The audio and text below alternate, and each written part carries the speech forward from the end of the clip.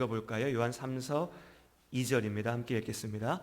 사랑하는 자여, 내 영혼이 잘됨같이 내가 범사에 잘되고 강건하기를 내가 간구하노라. 아멘. 이 축복의 인사 가운데 이 축복의 말을 들을 때에 많은 사람들의 관심은 자연스럽게 이 축복의 하반절 뒷부분으로 향하게 됩니다. 범사에 잘되고 강건하기를, 모든 일이 잘 풀리고 건강하기를, 이것이 많은 사람들이 관심을 갖는 것이죠. 그리고 이것이 일반적인 종교 생활의 목적이기도 합니다. 우리는 하나님의 능력으로, 하나님의 도움으로 우리의 삶의 모든 일에 잘되고 건강할 수 있기를, 강건하기를 바라는 거죠. 하지만 그것이 사람의 욕망이고 사람의 바람이라면 하나님께서 우리에게 주시는 참된 축복의 자리는 이것과는 조금 다른 곳에 있습니다. 이 땅에서 우리의 삶이 잘 풀리고 건강한 것이 하나님의 축복이 아니라는 말이 아니고, 그 또한 분명 하나님께서 우리에게 주신 축복이지만 이 축복의 본질이, 이 축복이 우리가 얻고자 하는 길이 다른 곳에 있다는 거죠. 그것은 바로 앞에 이야기한 사랑하는 자여, 내 영혼이 잘됨같이, 영의 잘됨이 우선이라고 하는 것입니다. 하나님께서는 영과 육으로 사람을 하나님의 형상에 따라서 창조하셨습니다. 그런데 죄로 인하여서 우리 안에 있는 하나님의 그 형상이 파괴되었죠. 이 파괴된 하나님의 형상을 회복하는 것이 구원입니다. 그리고 이 구원, 하나님의 형상을 회복하는 이 구원은 바로 영의 회복에서 출발합니다. 우리 안에 있는 우리의 영이, 우리의 영성이 하나님 앞에 온전하게 회복되어지는 것이지요. 복음서를 보면 예수님께서 병든 자를 고치시는 사건들을 우리가 볼 수 있습니다. 꼭 성경의 말씀뿐만이 아니라 우리가 간증으로, 또 예전에 계신 우리 성도님들 가운데서도 직접 경험하신 것처럼 예수를 믿을 때에, 하나님을 알게 될 때 내가 병들었던 몸이 고침을 받는다든지, 내 육적인 문제가 해결받는다든지, 내 삶의 어려움들이 해결받는 것을 통해서 내가 하나님 앞에 왔고 내가 예수를 믿게 됐다라고 말하는 분들이 있습니다. 그때에라도 내 육의 회복, 내 건강의 문제라든지 내 삶의 어떤 문제가 회복되어지는 것은, 고쳐지는 것은 하나님께서 부르심의 수단으로서 그것을 사용하는 것이지, 구원의 출발은 온전하게 영의 회복에서부터 있습니다. 내가 예수 그리스도를 내 영으로 또한 내 육으로 믿는 것이지요. 그래서 거듭남을 잇는 것입니다. 그것이 구원입니다. 지금 잠시 예수 믿고 그 능력으로 내 병이 나았다라고 하는 것이 내 육의 회복이 되는 것이 아니라, 그렇게 나은 육 또한 죄로 인하여 이 땅 가운데 죽게 될 것인데, 참된 육의 회복은 내가 예수를 믿음으로 거듭남을 입어 구원받았을 때에 예수 그리스도의 부활의 능력을, 그 부활의 능력 가운데 우리가 또한 하나님 나라 가운데 영원한 생명을 누릴 때, 그때 비로소 우리의 육도 온전하게 회복되게 되는 것입니다. 이처럼 우리의 영혼의 잘됨이 너무나 소중하고 우리에게 주시는 모든 축복의 시작이 되는 것입니다. 그런데 우리는 이 영의 축복이, 영의 회복이 우리의 삶 가운데 내 눈에 보이지도 않고 내 손에 잡히지 않기 때문에 정작 이 영혼의 잘됨, 영성에 대하여서 무뎌질 때가 많이 있습니다. 코로나19로 인해서 모든 사람들이 어려움을 겪고 있습니다. 그런데 이 어려움은 우리의 몸이 병드는 어려움이기 이전에 우리의 영성이 병들어가고 있는 어려움입니다. 잘 생각해 보시면 우리가 날마다 반복하면서 하루에 3끼 식사를 하고 정해진 시간에 음식을 먹고, 또 일상 속에서 우리가 몸을 움직이면서 우리의 육이 영양분을 얻고 우리의 몸이 움직이면서 기능하면서 우리가 살 수 있습니다. 마치 이런 일상에 반복되는 활동들 속에서 우리가 살아가는 것처럼 우리의 영혼, 우리의 영 또한 하나님 앞에서는 믿음의 삶을 통해서 숨쉬고 있는 것입니다. 하나님 앞에 예배드리고 계속해서 기도하고 말씀을 묵상하고 교제하면서 하나님의 일을 위하여 사랑을 증거하기 위하여서 헌신하고 봉사하면서 우리가 그 모든 믿음의 생활 속에서 영의 양식을 얻고 영 가운데 움직임으로 나의 영이 하나님 앞에 살아있고 숨쉬고 그 영혼이 잘 되게 되어지는 것이죠. 그런데 코로나19로 말미암아서 예배가 멈추게 되고 어려움을 겪고 교제의 시간들이, 섬김의 시간들이 단절되면서 이 영혼의 호흡이, 영혼의 양식을 채우는 시간들이 사라져가고 있는 것입니다. 우리가 억지로나마 호흡하게 되었던, 그래도 일주일에 한 번은 교회 가서 예배드리고, 그래도 하나님 말씀 나누고, 그래도 교회 안에 이런저런 모임들 속에서 성도들과 함께 만나고 교제하고 그 가운데 부딪히고 때로 깨지더라도 그 속에서 연단되어지고 하나님의 은혜를 기억했던 그 영의 호흡이 멎게 되었다는 것이죠. 코로나 때문에 교회에 위기가 닥쳤다, 성도들에게 위기가 닥쳤다라고 이야기합니다. 그런데 그렇게 위기가 닥쳤다라고 얘기할 때 가장 먼저 손에 꼽아지는 것은 뭐냐면, 우리가 몇 주 동안 예배를 못 드렸다, 6주 10주 동안 하나님 앞에 예배를 못 드리고 예배가 멈췄다, 이게 위기다. 그러다 보니까 교회가 헌금이 안 모여져서 재정적으로 위기에 처했으니까 이게 위기다라고 말합니다. 근데 이건 진짜 위기가 아닙니다. 몇 주 동안 쉬었던 예배는 언제든 예배가 회복되면 다시 나아갈 수 있습니다. 교회 재정이요, 없으면 없는 대로, 있으면 있는 대로 하나님의 영광을 위해서 사용하면 됩니다. 그것이 본질이 아니라 진짜 위기, 진짜 문제는 뭐냐면, 이렇게 예배가 멈추고 교회에 기도와 찬양의 시간들이 멈춰지고 교제와 헌신과 섬김의 시간들이 멈춰지면서 우리가 하나님 앞에 호흡하는 시간들이 멈춰졌다는 겁니다. 이전에는 억지로나마, 여러분 병원에 가서 누워있는 사람을 한번 생각해 보십시오. 입원하면 어떻습니까? 우리 어떤 병인지 잘 몰라도요, 입원하면 일단 팔에 링거부터 하나 꽂잖아요. 영양제부터 꽂지 않습니까?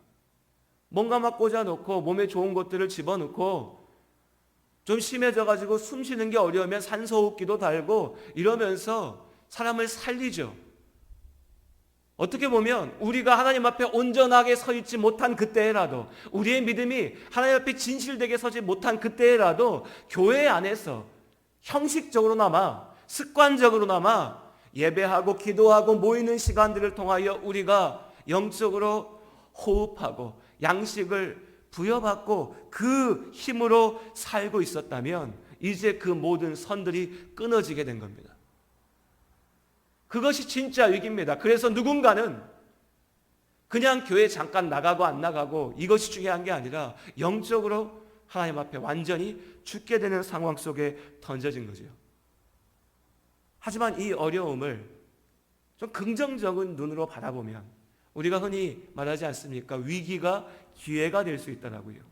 그런 긍정적인 시선으로 바라보면 이제 우리가 형식화된 신앙생활을 떨쳐버리고 마치 온실 속의 화초처럼 길러졌던 것처럼, 그래서 조금만 온도가 떨어지면, 조금만 찬바람이 불면, 조금만 양식이 끊기면 이내 시들고 죽어버렸던 그 연약한 믿음이 아니라 이제 제도화된, 형식화된 모습 속에서 겨우겨우 억지로 지켜나가는 믿음 생활, 종교 생활이 아니라 하나님 앞에, 아버지의 말씀 앞에 깊게 뿌리 내리고 성령의 인도하심으로 때로 찬바람이 불 때도 그것을 이겨내고 때로 뜨거운 햇살 가운데도 주님의 은혜 가운데 살아나는 참된 생명을 누릴 수 있는 시간이 지금 우리 앞에 펼쳐져 있습니다.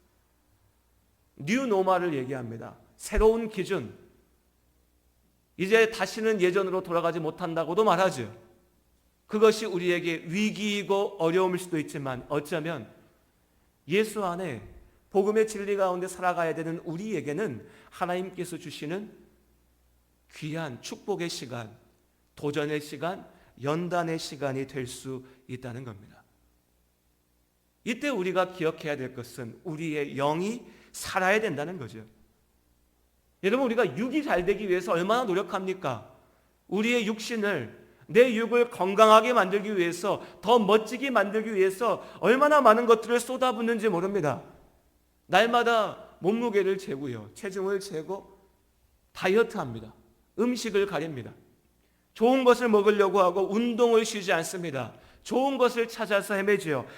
사람들에게 조금 더 멋진 몸, 조금 더 멋진 나를 보여주기 위해서 얼마나 노력하는지 모릅니다.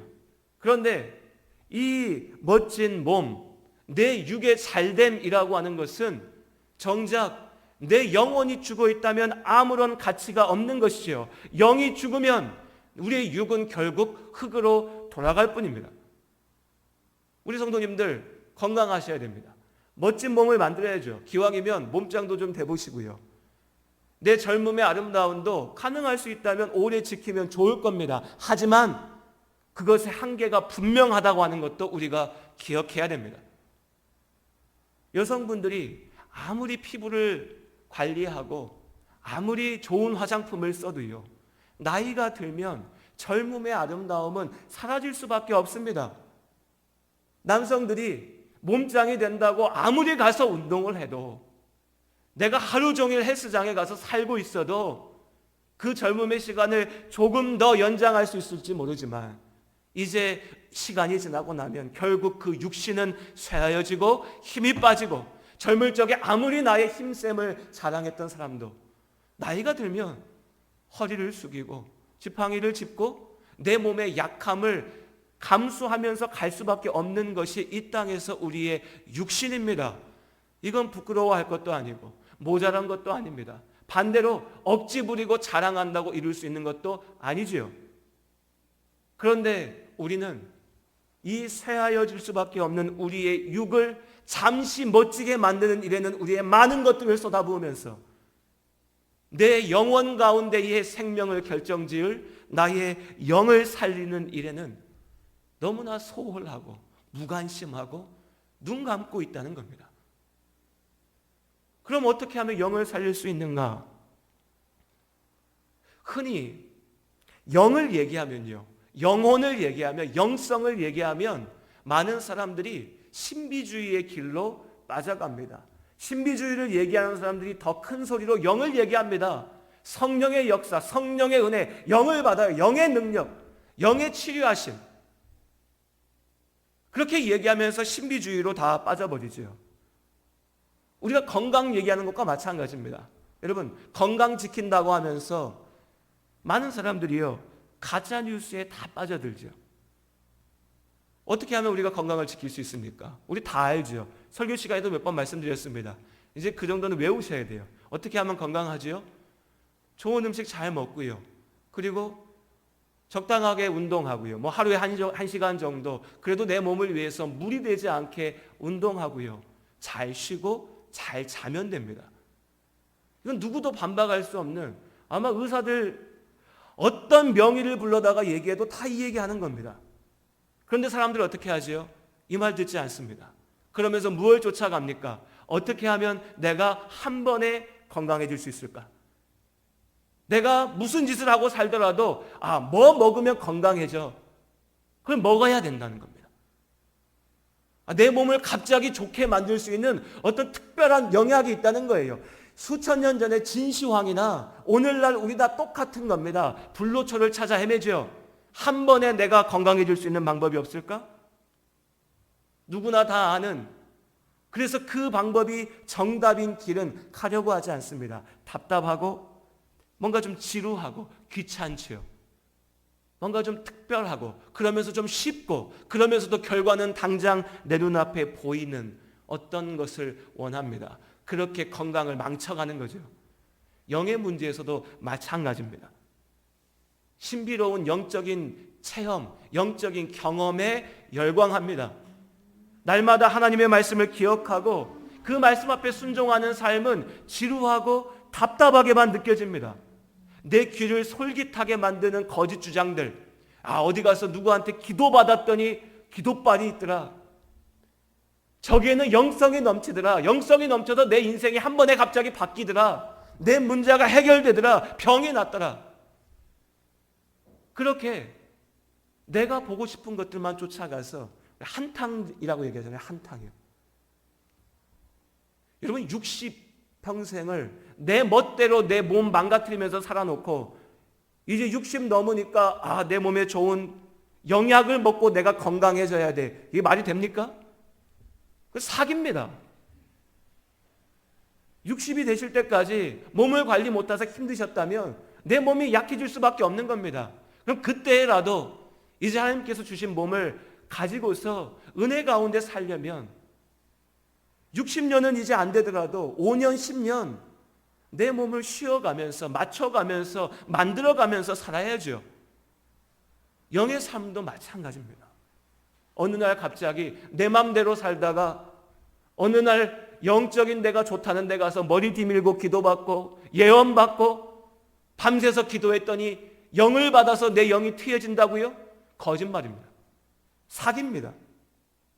그렇게 영 받았다고 하는 사람들이 교회를 망치고 하나님의 이름을 더럽히는 겁니다. 영성의 회복이라고 하는 이 귀한 가치가 그런 거짓된 주장들 속에서 훼손되고 오염되는 겁니다. 그렇다고 해도 그 오염된 주장들 때문에 우리가 이 귀한 우리의 생명을 포기할 수는 없지요. 우리의 영을 살려야 됩니다. 우리의 영성이 회복되어져야 됩니다. 그럼 어떻게 하면 우리의 영을 살리는가? 어떻게 하면 우리의 영성을 지켜나갈 수 있는가? 어떻게 하면 우리가 우리의 영혼의 잘됨을 지켜갈 수 있는가? 그 답도 우리가 분명히 알고 있습니다. 하나님께서 주시는 날마다 매일의 삶 가운데 하나님의 말씀을 사모하시기 바랍니다. 그 말씀을 붙잡으시기 바랍니다. 우리 성도님들, 좋은 설교 말씀 한번 듣고 내가 은혜 받아서 영성이 회복된다고요? 아닙니다. 내가 어느 날 문제가 생기니까 갑자기 가서 기도한다고 내가 막 잘 된다고요? 아닙니다. 말씀 읽기 싫은 그날 하나님 말씀 맨날 지겨워 라고 생각되는 그 순간 그때 아버지의 말씀을 붙잡는 겁니다. 한 구절이라도 아버지의 말씀을 읽는 겁니다. 주문처럼 읽고 끝나는 것이 아니라 그 말씀 앞에 내 삶을 맞춰가는 겁니다. 그리고 그 말씀을 붙잡고 기도하는 거죠. 기도 참 어렵죠. 내가 기도할 때 하나님이 다 응답해 주시면 얼마나 좋겠습니까? 내가 기도할 때마다 내 마음에 감동이 넘치고 은혜가 넘치고 눈물이 나온다면 얼마나 좋겠습니까? 그럼 날마다 기도하겠죠. 그런데 진짜 기도가 그런가요? 그렇지 않습니다. 어떤 때는요, 기도하려고 앉아서 눈을 감고 손을 모았는데 기도는 안 되고 딴 생각만 가득할 때도 있습니다. 기도하고 해도 가슴이 답답하고 어려울 때가 있습니다. 그때 기도하는 겁니다. 그럼에도 불구하고 하나님 앞에 나아가는 겁니다. 하나님이 내 기도를 들어주시나라고 의심되는 그 마음을 붙잡고 아버지 앞에 서는 겁니다. 하나님, 그래도 내가 주님 믿습니다. 의심되는 내 이 마음까지도 주님께서 붙잡아 주시옵소서.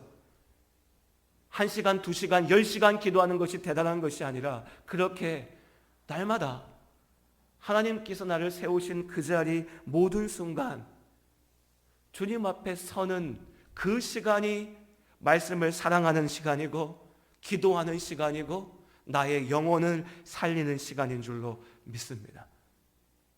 답답하지만, 그래서 때로 귀찮지만, 모든 사람이 다 알고 있기 때문에 특별할 것 하나 없는 것처럼 보이지만 예수님의 말씀처럼 너무나 분명하신 주님의 말씀이 어떤 이에게는 영원한 생명을 누리는 복음의 구원의 길이 되고 어떤 사람에게는 도무지 귀에 들어오지 않는 비밀과 같이 여겨지는 것입니다. 이 믿음의 삶을 지켜가는 것이 우리의 소명이고 하나님께서 우리에게 주신 축복의 방법입니다.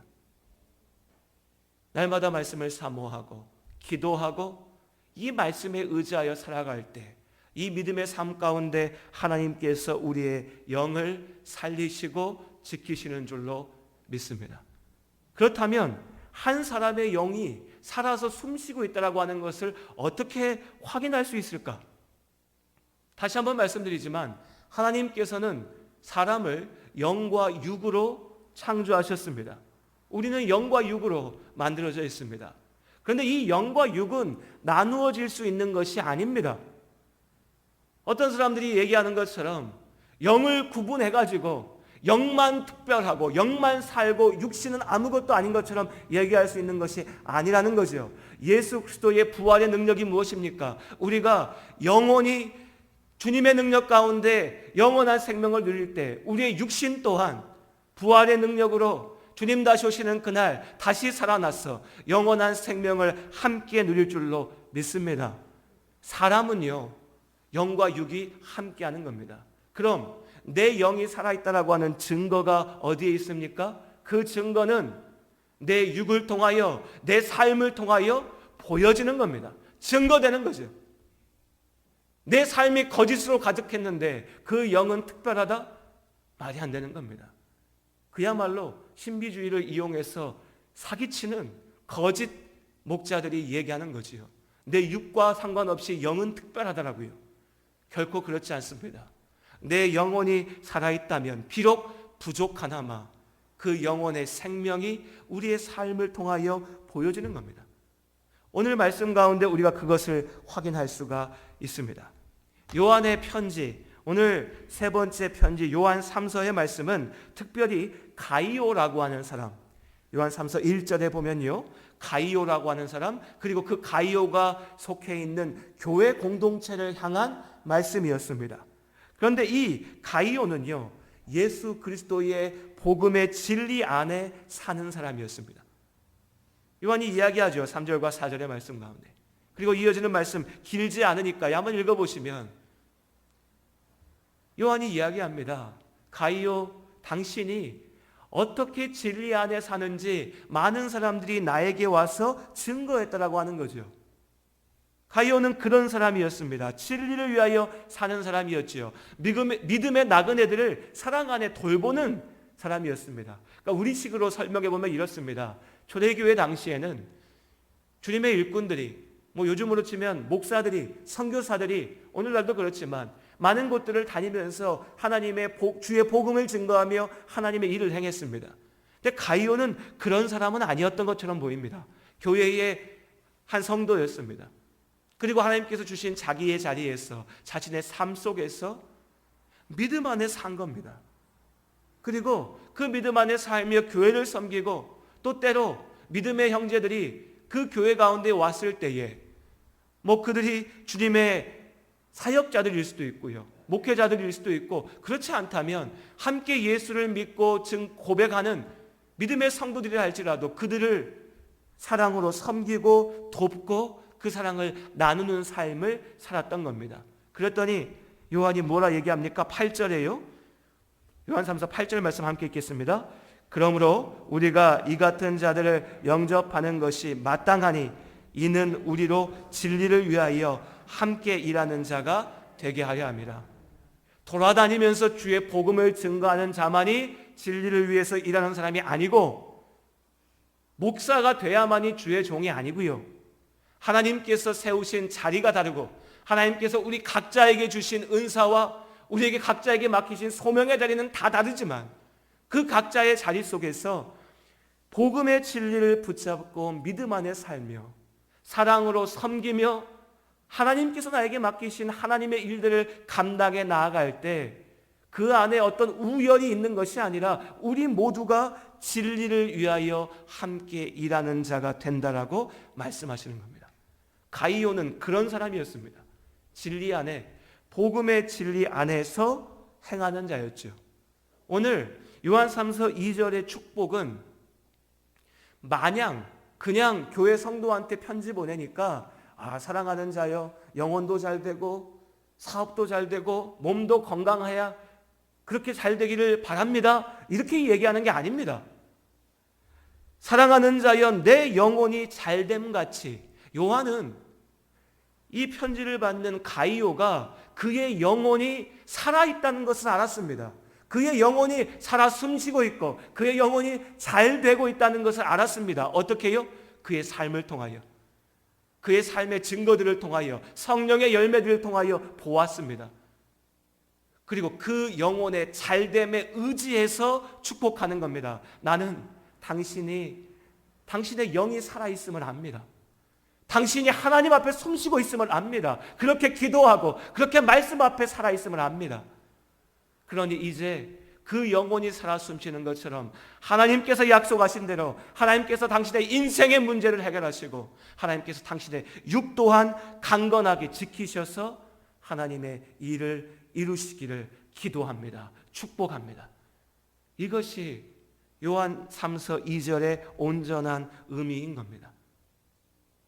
근데 모든 사람이 이렇게 할 수 있습니까? 아니죠. 안타깝게도 교회 안에 있지만 진리 안에 진리의 삶을 살지 못하는 사람들이 있습니다. 오늘 요한 3서에 그 중에 한 사람의 이름이 기록되어져 있는데요. 9절 말씀의 중반에 보면 그들 중에 으뜸되기를 원하는 디오드레베라고 하는 한 사람이 등장합니다. 이름은 우리에게 어려우니까 기억할 필요 없습니다. 오늘날 우리에게는 김아무개, 이아무개가 될 수 있습니다. 또 성을 얘기하면 오해하시니까 강아무개로 하죠. 제가 강씨니까. 우리 가운데 누구일 수 있습니다. 우리 가운데 어떤 사람일 수 있습니다. 교회 안에 있지요. 이 사람은 교회 안에서 어떤 지도자의 자리에 있었던 것 같습니다. 그러니까 겉으로 봤을 때는요, 어떤 교리를 잘 알고 성경의 지식을 알고 말할 줄 아는 사람이었습니다. 거룩한 모습으로 보여지는 사람이었습니다. 그런데 문제는 뭐냐면 그의 영은 쇠약하고 죽어 있었다는 거죠. 겉으로 볼 때는 교회 안에서 너무나 멋지고 거룩한 모습이었지만, 그래서 직분을 맡고 하나님의 일을 한다라고 이야기하는 영향력이 있는 사람이었지만, 정작 그의 속으로는 하나님 안에서, 성령 안에서 숨쉬지 못했기 때문에 말씀을 머리로만 아는 게 아니라 그 말씀을 사모하며 말씀대로 살지 못했기 때문에 형식적인 거룩한 목소리의 기도만 하는 것이 아니라 정말 깨어서 홀로 있을 때에 아버지 앞에 고백해야 되는데 그렇게 하지 못했기 때문에 그는 죽어 있었던 겁니다. 그래서 이 사람이 교회 안에서 그 거룩해 보이는 모습으로 자신의 자리 안에서 했던 게 뭡니까? 파당을 만들고 비방하고 욕하고 미워하고요. 그 미움이라고 하는 감정을 무기 삼아서 분쟁을 일으켰습니다. 교회 안에 내 마음에 들지 않은 사람을 몰아내고 쫓아내고 하나님의 일을 회방했죠. 이것이 영성이 무너진 자가, 영적으로 죽어있는 자가 교회 안에서 만들어내는 비참한 모습입니다. 나 혼자 죽는 것, 그것 또한 비참하지만 거기서 멈추지 않고 교회를 무너뜨리는 겁니다. 모두를 괴롭히는 거죠. 그렇다면 여러분, 이제 우리가 걸어가야 될 길의 방향은 너무나 분명합니다. 디오드베레가 아니라 가이오의 길이죠. 또한 오늘 요한이 다시 얘기하는 데메드리오라고 하는 사람도 마찬가지입니다. 가이오처럼, 우리 12절 말씀이요, 같이 한번 읽어보겠습니다. 요한 3서 12절입니다. 데메드리오는 무사람에게도 진리에게서 증거를 받았음에 우리도 증언하노니 너는 우리의 증언이 참된 줄을 아느니라. 우리가 하나님 앞에 섰을 때에, 예수 그리스도 앞에 섰을 때에 오늘 이 12절의 말씀 앞에 데메드리오라고 하는 이름이 들어가는 이 자리에 나의 이름을 넣을 수만 있다면, 사랑하는 아들아, 사랑하는 딸아, 무사람에게도 네가 진리에게서 증거받았구나, 네가 증언받았구나, 그러니까 내가 너의 말이 진실됨을 믿는다, 주님께서 그렇게 말씀하실 수 있다면 우리는 우리의 인생을 참 멋지게 살아낸 겁니다. 우리는 죽음 가운데 실패하는 것이 아니라 영원한 생명을 누릴 수 있는 것입니다. 그것이 우리가 걸어가야 될 길입니다. 우리 완전하기 때문에 주의 길을 쫓아가는 것이 아닙니다. 영을 살린다는 것, 영성을 회복한다는 것, 내 영혼이 잘 되는 그 길은 내가 완전하고 대단하고 멋지기 때문에 이룰 수 있는 길이 아니라는 겁니다. 또한 그 길은요, 내 영성을 회복하는 그 길은, 내가 말씀 앞에 도전하고 말씀을 기억하고 기도하며 나아가는 이 길은 당장 내 눈앞에 엄청난 변화를 보여주지도 않습니다. 그러나 주님과 함께하는 그 시간들, 그 하루하루가 쌓여져서 진짜 나를 만들어내는 겁니다. 진리 안에 세워지는 나의 삶이 이루어지는 것이죠. 그리고 그 삶을 보며 교회가, 그리고 우리 주님께서 네가 참 잘했다라고 칭찬하실 줄로 믿습니다. 그 길, 때로 답답하고 또 힘들고 어렵지만 우리 주님께서 함께 하시고 지키시고 축복하시는 그 길을 함께 나아가는 우리 모두가 될 수 있기를 소원합니다. 그리고 그 안에 오늘 2절의 말씀에 의지해서 이렇게 우리 성도님들을 축복해 드립니다. 여러분의 영이, 우리의 영이 하나님 앞에 잘 되기를 바랍니다. 그리고 그 우리의 영혼이 잘 됨과 같이 우리의 삶 속에서 모든 일이 주님의 뜻 가운데 잘 해결되어지고 잘 풀려나가지고 잘 이루어지고 우리가 하나님 앞에 강건할 수 있음을 주님 안에 믿음으로 축복합니다. 기도하겠습니다. 하나님,